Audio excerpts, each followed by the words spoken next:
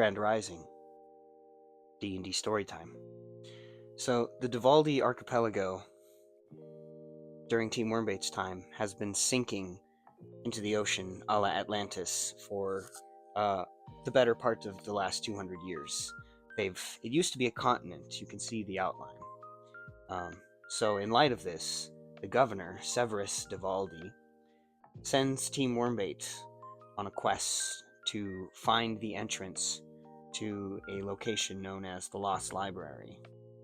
They use past appearances of the library, and they find a pattern, and they figure out where it's going to appear. So Severus sends them in hopes that they can find a primordial spell tome with a spell called Terraform that would essentially allow him to create new islands for his peoples and hopefully allow him to stop the archipelago from sinking any further. So Team Wormbait goes in, they find the entrance. The entryway is just this like plain white room with a couple of other doors and a reading room.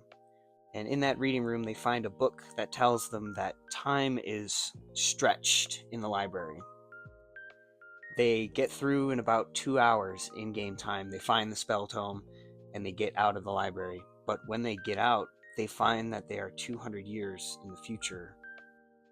So my Wednesday night crew, that campaign takes place in the 200 years that Team Wormbait was in the Lost Library looking for the spell tome. I'm calling it the Age of No Heroes.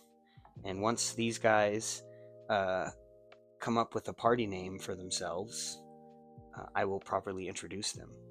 But yeah, that is how Team Wormbait inadvertently created a splintered timeline and thus created this campaign. See you next time.